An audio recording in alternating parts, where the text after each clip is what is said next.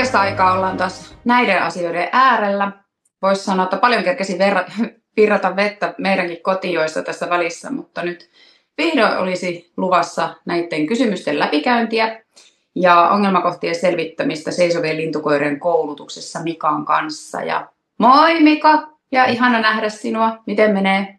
Moi, tämä on tämmöistä pentutäyteistä arkea tällä hetkellä, kuten varmaan ehkä taustalta voi vähän äänistä päätellä.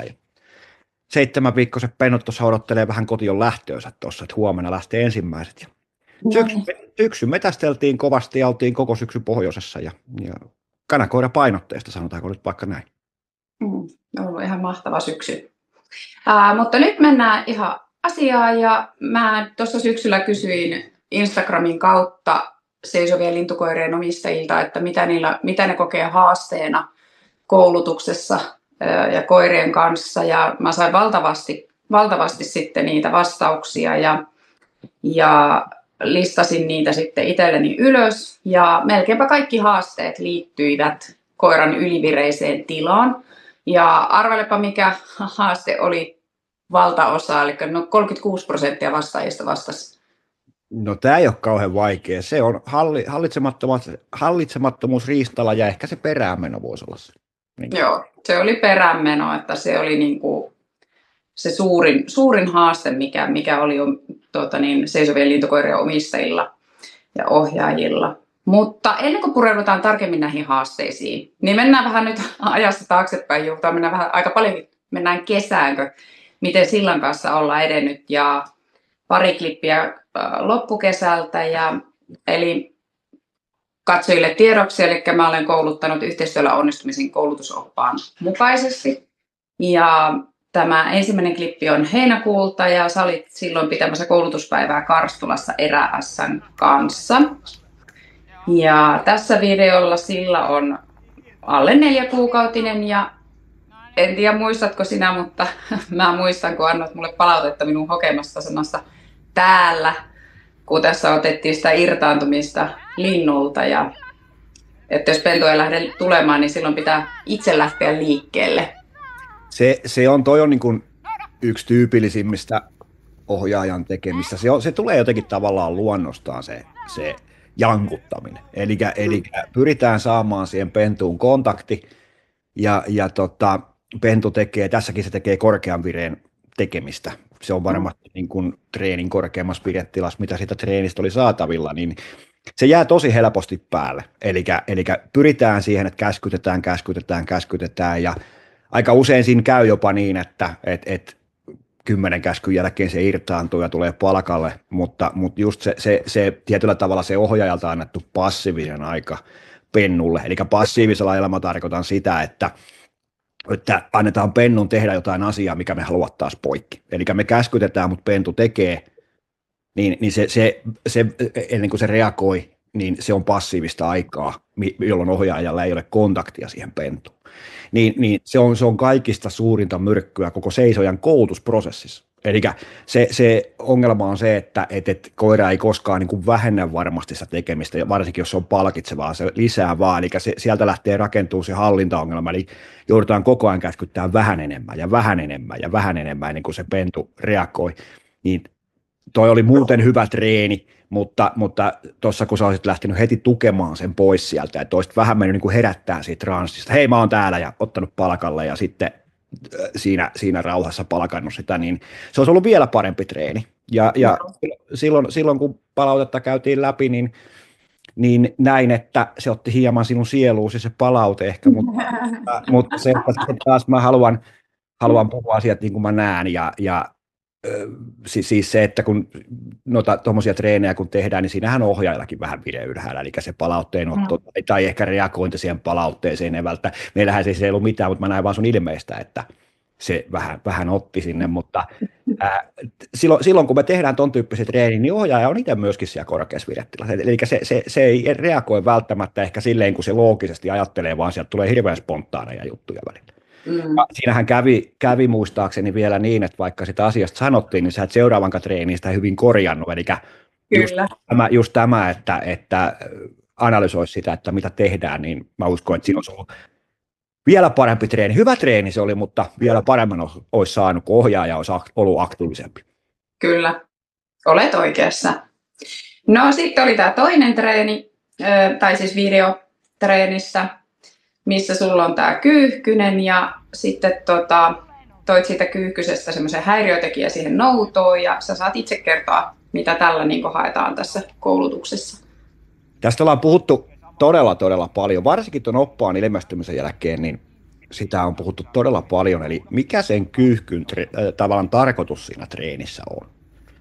Ja 30 vuoden ajan me ollaan nähty se, että tavallaan, että jos se kyyhkyä pidetään sen treenin korkeampana virettilaa. Mä puhun tämmöisellä hienolla termillä, mutta mä pyrin aukaiseen niitä. Eli koira palkkautuu aina sitä korkeimmasta virettilasta, mitä treenistä on saatavilla. Yleensä se on riista.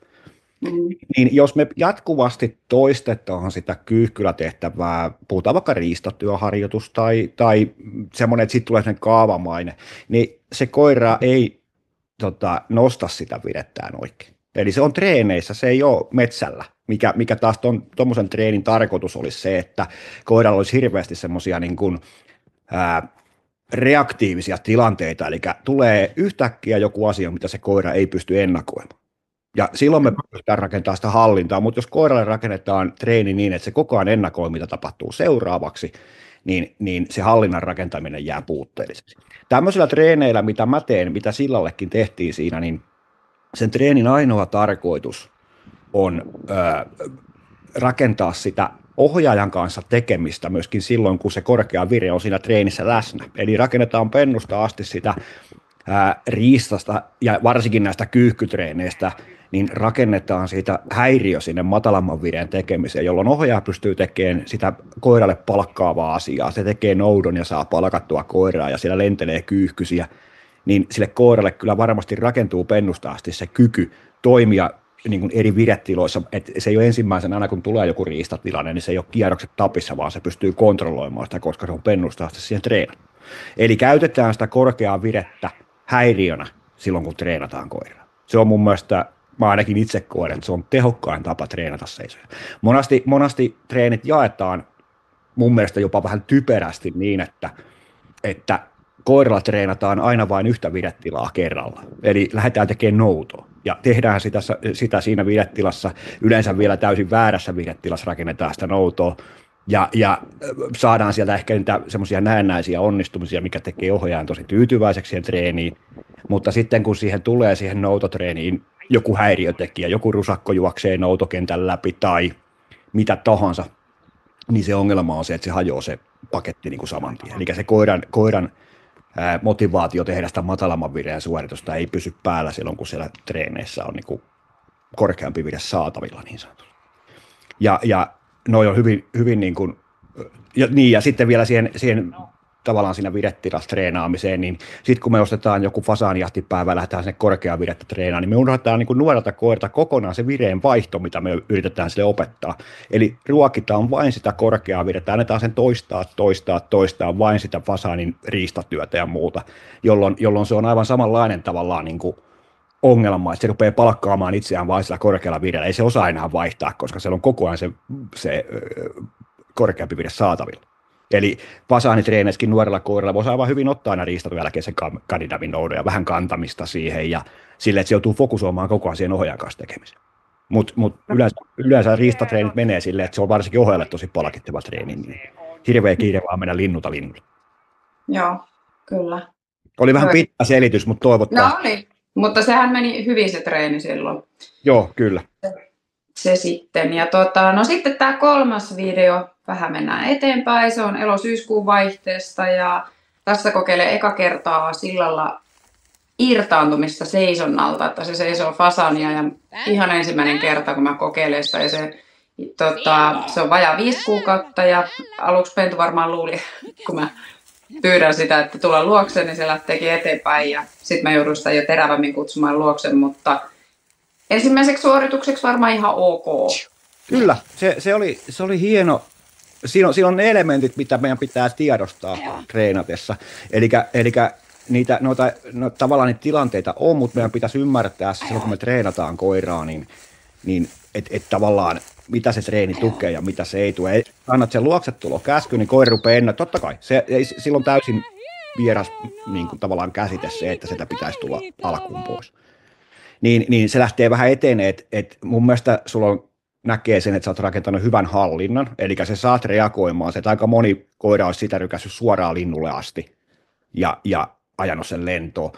Sekään ei olisi ollut vaarallista, koska ne on aina nuorelle koiralle semmoisia, että pitää ensin katsoa vähän, miten se reagoi. Muistaakseni me puhuttiin, että tämä oli sun ensimmäinen kerta, kun sä kokeilit sen tiedon. Joo, oli eka kerta.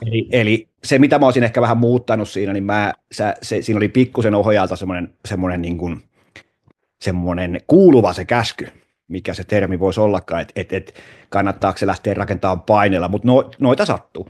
Eli ei mun mielestä mitenkään, hallinta pelasi hyvin, ja sen jälkeinen tilanne mun mielestä vielä, että menitte uudestaan riistalle ja se lähti, niin, ja koira on sulla kuitenkin riistan siivittäessä tosi hyvin hallinnassa, niin mun mielestä tosi hyvä treeni. Et pikku nyansseineen taas, aina tarvii hakea jotain parempaa, ei ikinä. Kyllä. Et se, mikä mä kattelin sillalla, niin se osaa sen mun mielestä hienosti sen vireenvaihdon, kun se lintu lähtee, niin sen olemus muuttuu, se on ihan rento.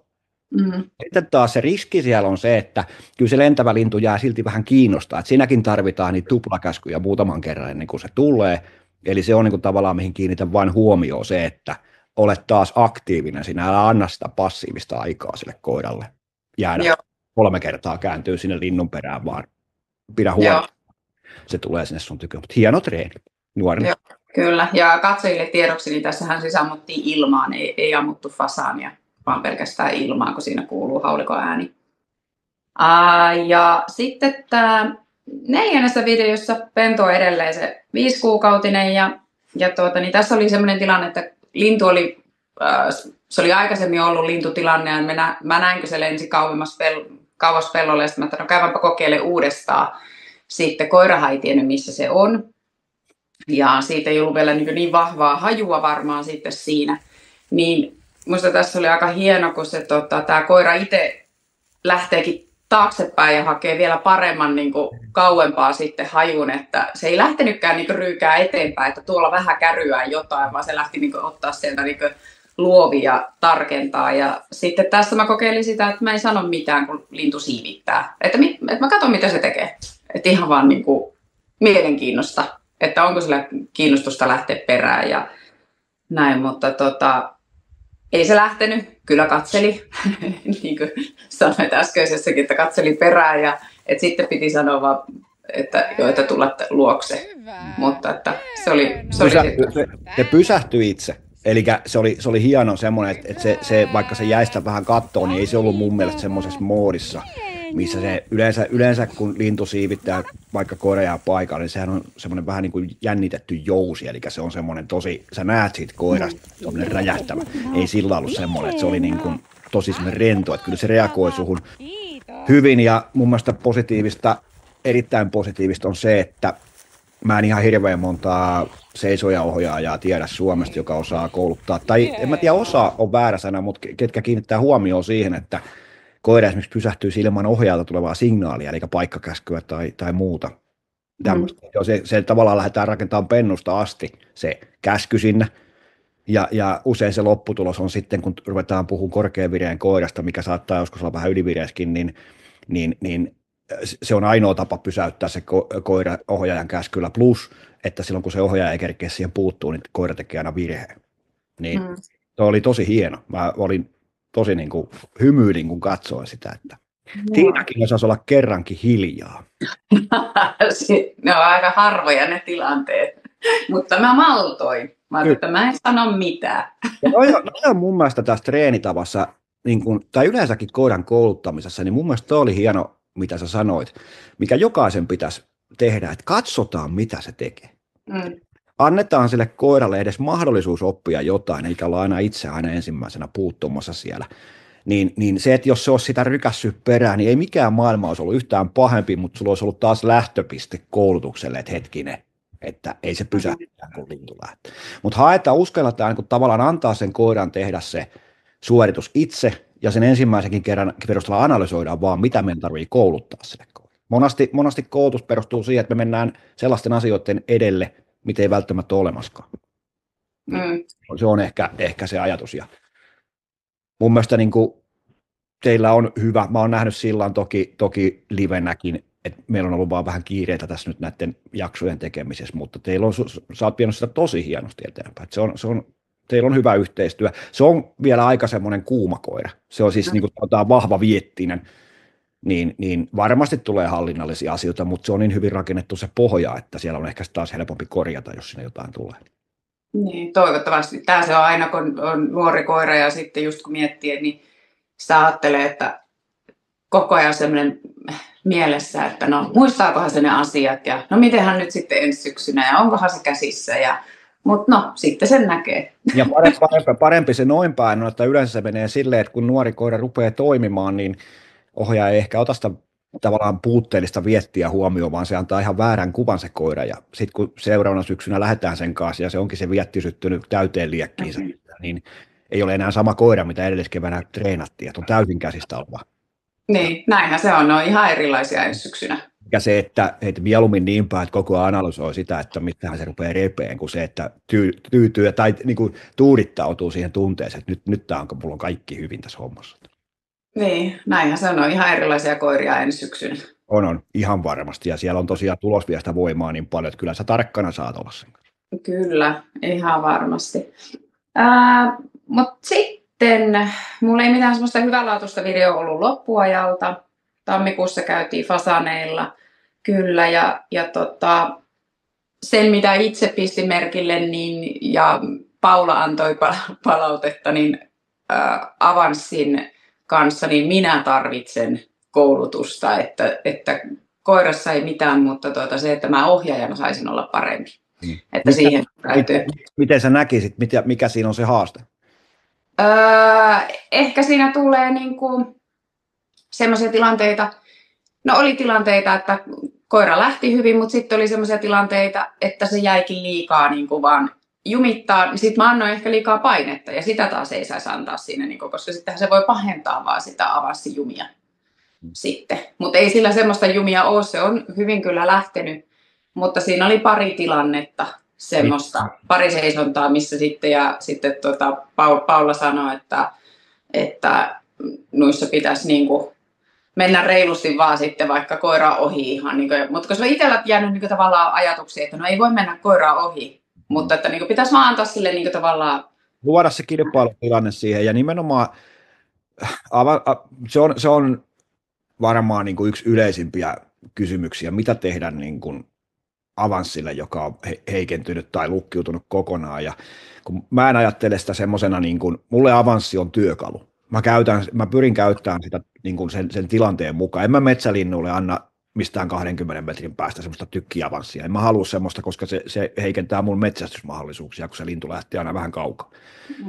Mutta se, että sitten taas tuommoisessa fasaanitreeneissä niin voisin antaa. Mutta se on mun mielestä se, että Avanssin korjaa yleensä aika.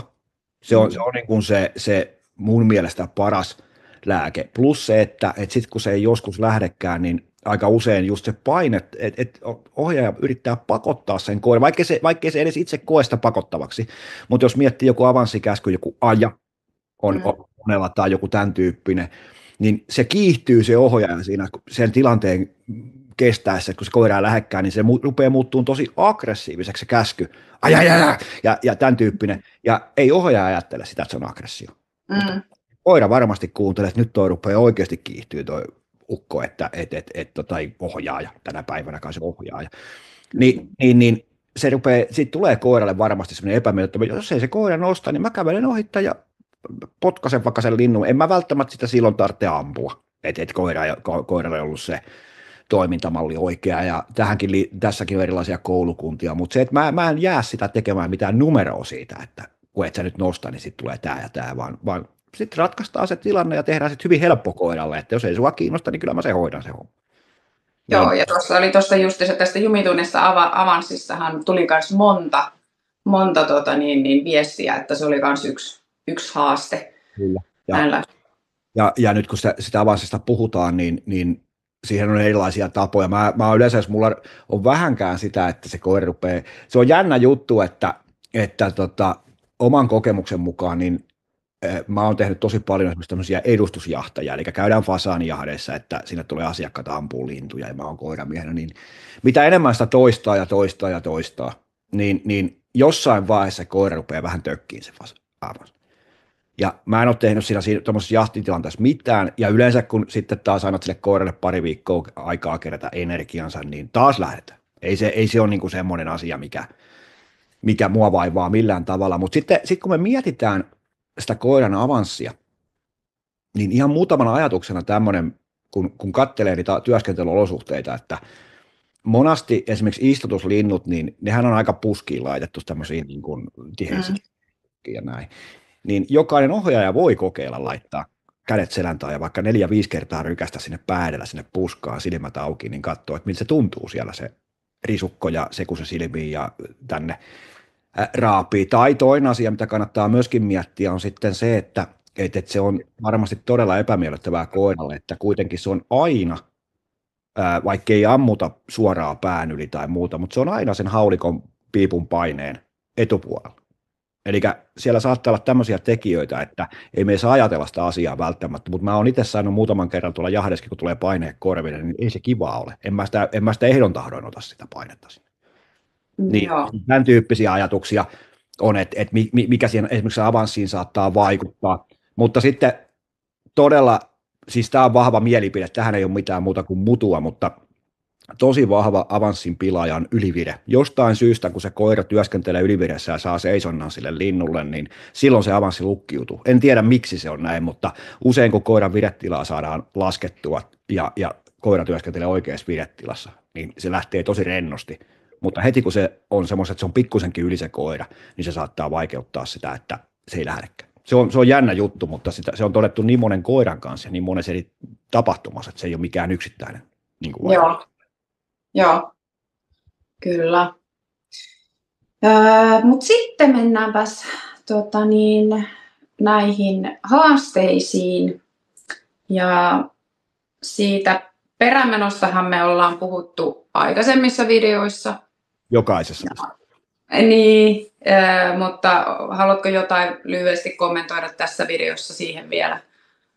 Niin, siis mun mielestä noi, mitä me käytiin sun kanssa alussa esimerkiksi, että koira, jos me ajatellaan niin kuin itseämme ohjaajina, kuka näitäkin kysymyksiä on laittanut ja ajattelen itseäni, ja tämä ei ole mikään niin kuin sormella osoitus, mutta niin kuin, miettikää se, montako kertaa siihen treenissä on panostettu siihen, että opetetaan vain koira pysähtymään linnun siivittäessä. Eli kuinka moni panostaa pentuaikana siihen, että kun tapahtuu joku reaktiivinen tilanne, niin se pysähtyminen on se treenin ykköstarkoitus. Yleensä sinne mennään ja annetaan sen koira ottaa seisonta, oikein patoava tilanne, ja sitten me annetaan se luvalla vielä niin kuin lähteä siihen nostoon. Me annetaan sille lupa, ota se lintu, mutta sitten sen koiran pitäisi ymmärtää, kun sillekin linnun siivet lyö selälle, että otetaankin se lupa pois, et menekään sinne.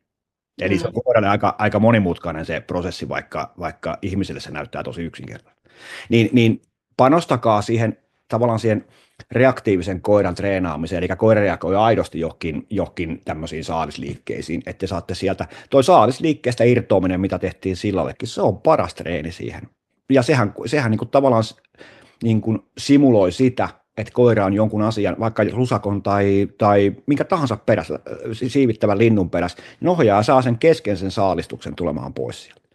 Se on todella hyvä avain tiedotuksen opettamiseen, eli koira osaa vaihtaa sen viretilansa siinä, kun se on maksimivireessä, mihin se pennusta asti saadaan, ja ohjaaja saa sen ohjattua sieltä pois, tai käskettämällä niin kuin luokse, niin kyllä mä oon ainakin rakentanut tiedotukset saalisliikkeestä irtoamisesta ja näin, niin se on todella hyvä työkalu siihen. Eli mä en keskity siihen riistatyöhön tai seisontaan, koska ne on geneettisiä. Mä yritän keskittyä aina ennen ja jälkeen riistatyön tapahtuvien asioiden, ja sitten kun ne on valmiita, niin mä voin laskea sen, niin yleensä se koira seisoo kuitenkin. Joo. No tässä päästäänkin sitten seuraavaan, koska mä nyt poimin niistä haasteista semmoisia, mitä ei oltaisi käsitelty aiemmissa videoissa, ja tähän geneettiseen seisontakykyyn nyt seuraava kysymys liittyykin, että tällä ohjaajalla oli semmoinen kysymys, että miten saa koiran seisomaan? Että onko tämmöisiä, ootko kohdannut koulutuksissa tämmöisiä haasteita ja pystyykö niitä mitenkään, että onko se niin viettilähtöistä sitten, että se on, siellä on toki siellä on genetiikka takana, mutta se, että sitten taas toisaalta niin on todella harvoin mannermaisia kanakoiria, mutta ei seiso. Se on, niin kuin, se on sanotaan, että on olemassa, mutta puhutaan todella pienestä määrästä. Että mä lähtisin miettimään sitä viretilaa koiran työskennellessä. Että jos koira menee taas juostessa ylittä ja siinä rupeaa hallinta katoa, niin monasti se tuo tullessaan myöskin sen, että se rupeaa metsästään itselleen, jolloin saattaa olla tilanne, että se ajaa sen itse lentoon ja juoksee vielä perässä. Mutta jos koira on sitten taas niin kuin, että se on hallinnassa linnun siivittäessä ja tavallaan se hallinta on hyvä ja kaikki tämmöiset elementit, niin sitten siihen niin kuin antaa kokemusta ja aikaa ja näitä, että sitten se on niin kuin mun mielestä enemmän siellä geneettisellä puolella ehkä, että jos koiran virettila on hyvä, kun se työskentelee. Mutta yleisin syy on mun mielestä se, että se koira on niin kuin täysin, se on vielä pahassa ylivirettilassa, kun se lähtee metsästään itsellä, niin silloin saattaa olla, että se katoo, tai ei se katoo mihinkään, mutta se niin kuin ei vaan malta seistä. Joo, mä sain tosiaan noin 60 vastausta seisovien lintukoirien ohjaajilta ja 2 haastetta lukuun ottamatta, niin kaikki muut liittyvät korkeaan viretilaan ja viretilojen säätelyyn. Ja teidän opassa tämä yhteistyöllä onnistumisen pohjautuu kokonaan siihen, miten opettaa koiraa säätelemään viretiloja. Ja näistä viretiloista täytyy vielä yksi juttu, että teillähän oli tuossa yhteistyöllä onnistumisen Facebook-ryhmässä niin syksyllä niin tosi hyvä webinaari justiinsa näistä viretiloista. Ja mä suosittelen kyllä ihmisiä katsomaan se tallenne, jos olette oppaan hankkineet ja kuulutte siihen ryhmään sitten. Se on siellä oppaan ostaneiden keskusteluryhmässä on, ja siellä on myöskin se, meillä oli se yksi pentu, mikä meidän edellistä pentuosta, niin se lähti Ruotsiin ja se joutui olemaan meillä niin kuin 4 kuuseksi asti.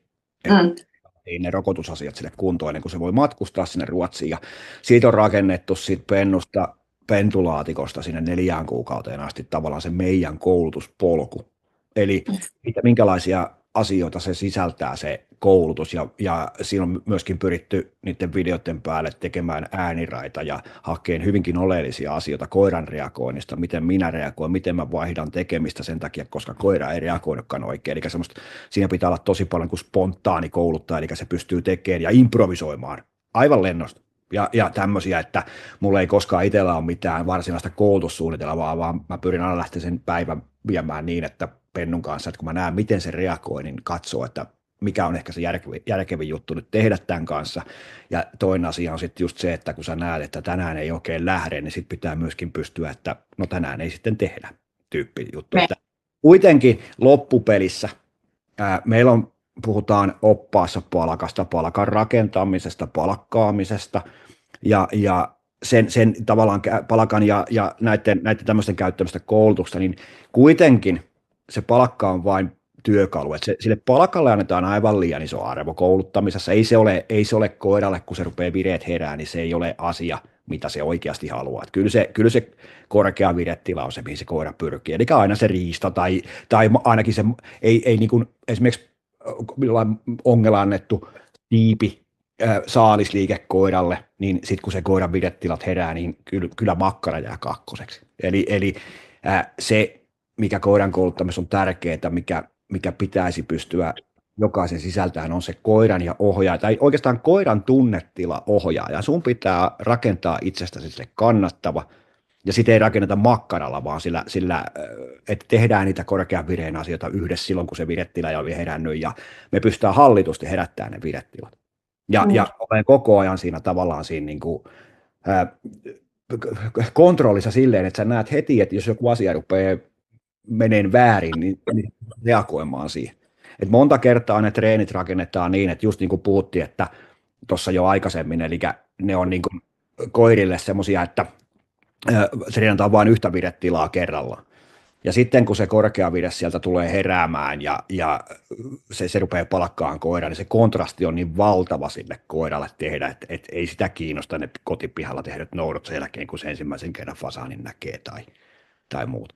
Niin just se tunnetilan rakentaminen ja ymmärtää tavallaan se, että sen pitää olla koiralle palkitseva. Se ei saa olla semmoinen, että se ohjaaja on tosiaan semmoinen niin kuin muriseva ja ärisevä ja pillin kanssa estävä kouluttaja, vaan se, että ne asiat tehdään yhdessä. Ja sitten sulla on vielä se seisojan koulutuksen tärkein työkalu, eli hallinto. Eli sitten kun on asia, mikä pitää saada poikki koiralta, koiran tekeminen, niin jos ei ohjaajalla ole siihen selkeää työkalua, minulla se on sana ei, jolloin kaikki tekeminen loppuu. Se on niin kuin asia, että koira lopettaa ja ottaa kontaktin minuun, että mitä sä sitten haluat. Ja sitten voidaan lähettää se uuteen tehtävään tai mitä mä ikinä se haluaa tehdä. Niin jos ei sitä hallintaa ole, niin mikään ei toimi palkka, ei toimi niin kuin pidetilojen käyttökoulutuksia ja muuta, koska silloin koira rupeaa tosi nopeasti tekemään itselleen töitä. Se rupeaa palkkaamaan itseään sillä vireellä. Ja meilläkin oppaassa sanotaan monta kertaa, että koiran pitää saada tehdä virheitä, että se oppii. Mutta siinäkin on yksi mun mielestä sellainen perustavaa laatua oleva ehkä, tai yhdestä asiasta olen eri mieltä, että jos koiralla ei ole hallintaa ja se rupeaa tekemään virheitä, niin silloin se ei varmasti itsentä korjaa. Eli ohjaaja ei ole palkkaava ja ei ole hallintaa, niin ei se lopeta sitä linnun perään menoa makkaralla. Se on ihan varma asia. Eli silloin kun koira on hyvin hallinnassa, se palkkaantuu ohjaajalta ja ohjaajasta, niin silloin se korjaa myöskin sitä tekemistään, jos ei se saa sitä tunnetilaa, mitä siitä treenistä haetaan. Mutta sitten jos ei se ole oikein se asia, eli koira palkkaa itseään, niin silloin niiden virheiden tekeminen on jopa vaarallista. Eli silloin sitä rupeaa tulemaan aika nopeasti käytössä. Joo, kyllä.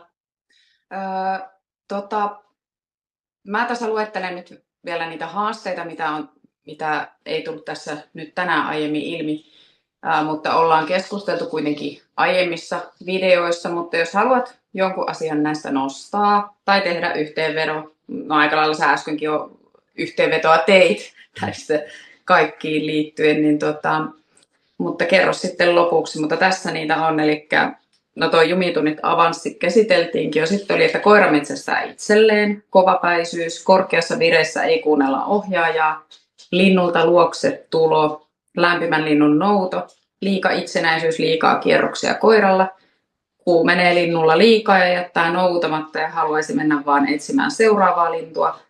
Ja pennun kanssa palkan rakentaminen haasteellista, pentu omii linnun ja ohjaaja jää kakkoseksi ja istuinluovutus ei onnistu ja aikuinen koira on liian kuuma riistalla. No tässä on kun katsoo tätä listaa, niin siinä on vissiin 2 lukuun ottamatta kaikki ylivireasiat. Eli sitten taas me mietitään sitä, että jos tämän tyyppisiä ongelmia on koira metsästää itselleen, kovapäisyys on mun mielestä, se on ohjaaja passiivisuutta. Mun mielestä toi kovapäisyys, mulla on käynyt tosi paljon seisoja koulutuksessa ja aika usein ohjaajan diagnoosi, että on tosi kovapäin. Ja seisojahan on oikeasti loppupelissä aika pehmeä koira, mutta se pehmeys loppuu siinä vaiheessa, kun se vire tulee päälle ja varsinkin ylivire, niin jos ei se koira koe sitä kauhean kannattavaksi sen ohjaajan kanssa metsästää, niin se toteuttaa mieluummin sitä metsästystoimintaa, kun on siellä ohjaajan kanssa, joka yrittää pääsääntöisesti aina vaan estää pillillä ja käskyyn ja muuta. Ja siitä tulee semmoinen niin kuin ohjaaja passiivinen sitä koirasta, eli se ei halua ottaa kontaktia siihen ohjaajaan muuta kuin silloin, kun sen on aivan pakko käytännössä, että annetaan niin vahvoja käskyjä tai mitä ikinä tehdään. Niin tästä tulee mun mielestä tämä legenda, että mulla on tosi kovapäinen koira. Mulla on joskus ollut työkoirina semmoisia, ne oli kovapäisiä ja ne oli täysin laumavietittömiä ja niiden kanssa joutui oikeasti olemaan niin kuin aika tarkkana, että mitä tekee, mutta niin kuin seisoissa en ole hirveän, on niitä siellä, mutta en ehkä niin kuin ihan helposti lähtisi seisojaa luokittelemaan kovapäiseksi, vaan nimenomaan tämäkin on oma termi, mutta se ohjaaja passiivisuus on ehkä minusta tärkeä juttu. Ei koira, sillä ei ole mitään, niin se haluaa toteuttaa itselleen asioita. Se ohjaajan rooli se on kuskina siellä ja sitten se estää koko ajan, yrittää estää koiraa tekemästä niitä asioita, mitä koira palkkautuu. Se on niin kuin se, mistä se muodostuu se kovapäisyys.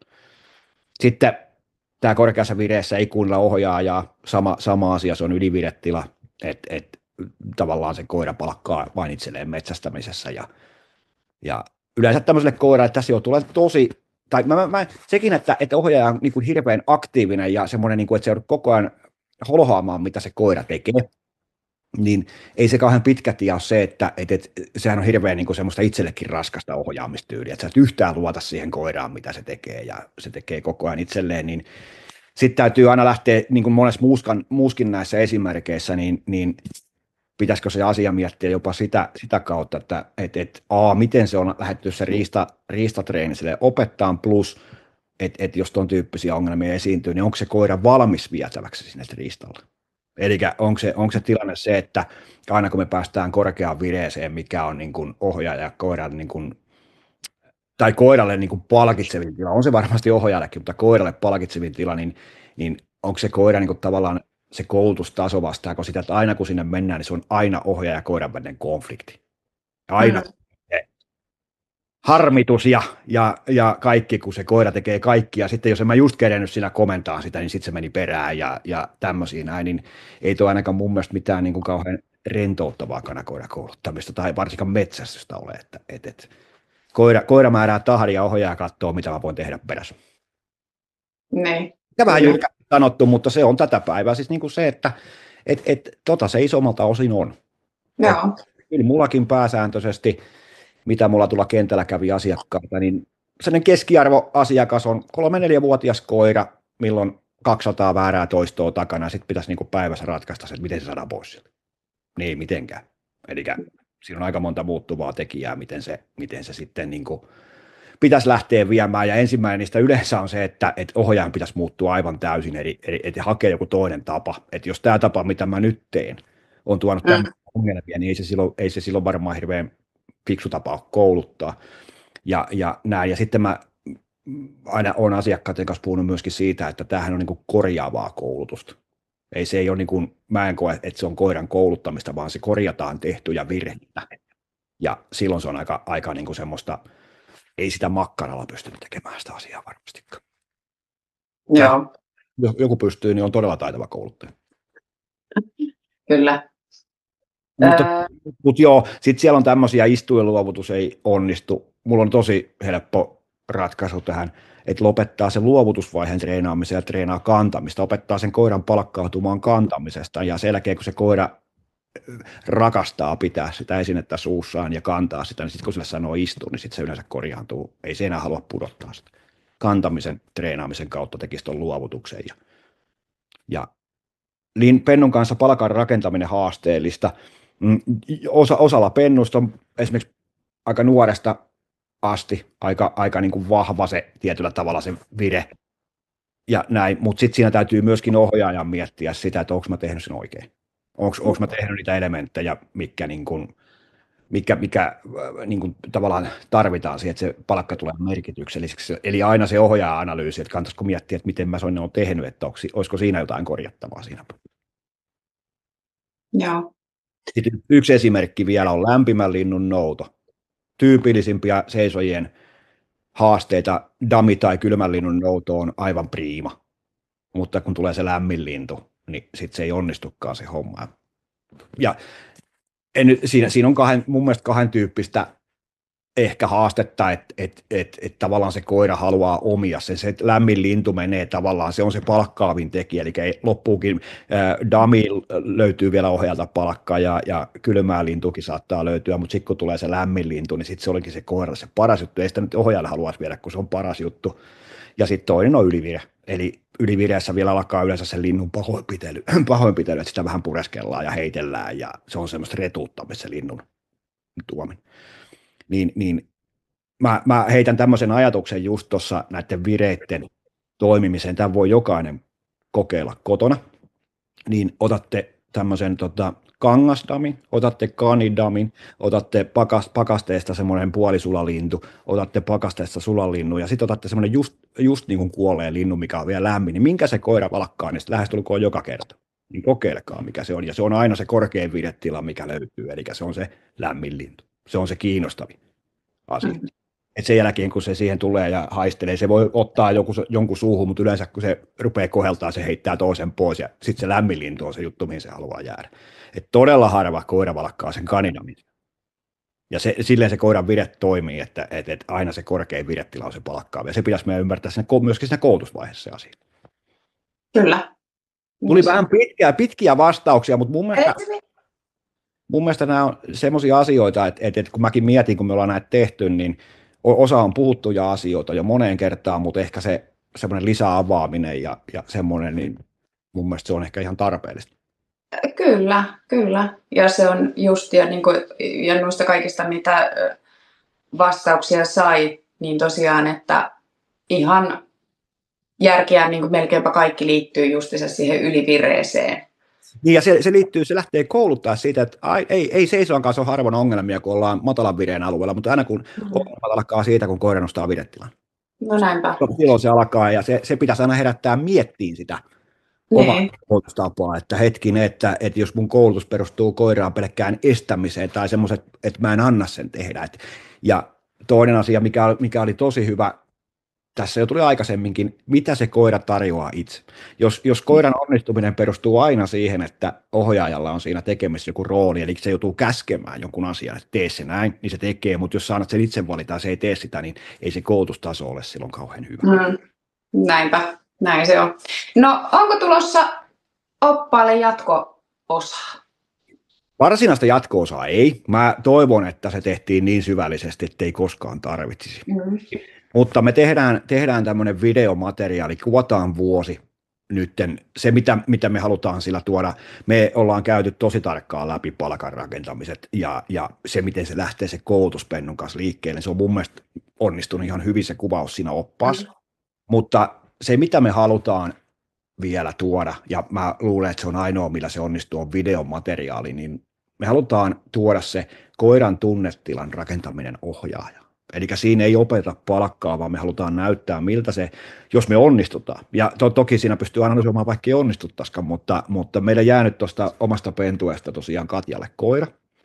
Ja jätitte, että vuosi kuvataan sitä, että miten me pyritään kouluttamaan se pentu niin, että se ohjaaja on koko ajan merkityksellinen siinä treenissä. Eli se riista ei aja sitä ohjaajan yli, ja sitten se, että se koira on aktiivinen ohjaajakohtaan eikä toisinpäin. Ja näin, niin tämmöinen vuoden projekti me kuvataan, ja me pyritään nyt aika niin kuin silleen kuvaamaan, no me pyritään kuvaamaan tietenkin kaikki treenit, mutta se, että meidän täytyy nyt sitten vähän katsoa se, mutta sillä, että siinä olisi kaikki oleelliset asiat kuitenkin löytyisi siitä videosta. Ja sitten toinen asia, että me ollaan sovittu niinkin, että mua ärsyttää itteeni ne aina onnistuneet treenit, eli tehdään joku hieno suoritus ja sitten kaikki taputtaa, että olipa hieno. Mä haluan sinne myöskin niitä nyansseja, että jos ei se pentu tee virhettä, yritetään provosoida se virhe sinne, eli miten reagoida niihin tilanteisiin, kun se homma ei menekään ihan putkeen. Ja mä toimin sitten taas Katjalla semmoisena avustajana siinä, eli mä suunnittelen semmoisia tilanteita, mitä Katja ei osaa yhtään etukäteen ajatella, ja mitä saattaa siinä treenissä tapahtua, ja pyritään, että se pentu tekee väärin, ja miten me saadaan tietoa. Eli mahdollisimman syvällinen semmoinen, mutta se on mun mielestä, mitä tässä lajissa ei vieläkään niin kuin mun mielestä ihan täysin sisäistetään, on se, että sen koiran palkkaavin asian on oltava ohjaaja. Ne kaikki, mitä me käytetään koulutuksessa, on vain apuvälineitä rakentaa se ohjaajan suhde sellaiseksi, että se on se paras juttu maailmassa. Ja kun mä menen mun koiran kanssa vaikka treeneihin, niin sä näet sen jo siitä, että otat koiran ronkista, niin se tekee kaikkea muuta paitsi se on ohjaaja. Se käy kaikki koirat haistelee ja kaikki ihmiset on mielenkiintoisia. Sitten tänään ohjautuu käskee sen sinne treeniin, niin mä haluan, että mun koira tulee sen treeniin minun kanssani ja on aktiivinen minua kohtaan, että vaikka siinä olisi mitä ympäristössä, niin minä olen vain se, kenen kanssa tehdään ja minä olen se, kenen kanssa tullaan ja minä olen se, kenen kanssa lähdetään. Kyllä. Tämän tyyppisiä asioita, mutta katsotaan, toivottavasti onnistutaan ja kyllä me onnistutaan siinä sillä, että ainakin epäonnistumistakin pystyy oppimaan aina asioita. Kyllä, niissähän varsinkin kun on mallivideoita sitten niistä niin sanotusta epäonnistuneista tilanteista. Niin ollaan nyt laitettu kamerakalustokin semmoista, että meillä on kameraa sitä ihan joka kulmassa kyllä, ja vielä ennen kaikkea niin, että samalla mentaliteetillä kuin mitä opasta tehtiin, että kaikki on niin kuin kuvattu, siinä ei ole mitään editoituja pätkiä, eli leikattu ja liimattu asioita, vaan se menee aina silleen, kun se menee. Eli jokainen näkee, että se on yksi pätkä, että siinä ei yhtään leikkausta välissä. Sille se pitää tehdä. Okei. Mutta hei, kiitoksia tässä. Kiitos. Tuli varmaan taas aika pitkä video. Ja olisi pitänyt ottaa jo syksyllä, mutta näin se aina aika menee. Meillä oli kyllä niin kuin syksy oli valitettavasti näiden sovittamattomien aikataulujen aikaa, ja meidän olisi ehkä sillastakin pitänyt tehdä vielä aktiivisemmin, mutta se, että mä nyt suurin piirtein hänen polkunsa tiedän, ja itse tiedät, että se on varmasti ihan hyvällä mallilla se koira, niin mä luulen, että tämä vähän pitempi video, meillä ei oikein sillasta ainakaan materiaalia tämän jälkeen löydy, ehkä ensi syksynä sitten metsästystä ja muuta, Niin. miten se toimii, mutta ehkä senkin takia hyvä, että saadaan tässä purettua nämä. Kyllä. Ja jos ei jaksa katsoa, niin panee ruudun kiinni, ei se ole sen ihmeempää se. No näinhän se on just näin. Mutta hei, ei mitään. Kiitos sulle. Kiitos. Palataan, katsotaan, tehdäänkö vielä video vai oliko tässä vai otetaanko sitten, kun ensi syksynä on 1,5-vuotias täysin poissa käsistä. No eikä ole. Voi se olla, mutta siinä tulee taas hyvää sitten taas, mitä sen kanssa pitäisi tehdä. Niin. Ei se on, mun mielestä sekin on yksi, pitäisi oppia aina, että myöskin epäonnistumista oppii jotain. No näinhän se on. Se on just näin. Ja koirat on ihan toisenlaisia sitten kuin ensi syksynä, kuin mitä ne nyt on, kun on nyt pentuja, niin Kyllä. ensi syksynä se oli ihan toista. Kyllä. Mutta ei mitään, me pidetään yhteyksiä tässä, ja jos ei me tehdä koiravideota, niin mennään vaikka kalaan, ei se ole sen ihmeempää. Se on. Tehdään näin. Niin, toivottavasti hyvät treenit teille sinne, ja tsemppiä treeneihin, ja fiksuja päätöksiä. Yes. Hyvä. Palataan. Moi moi.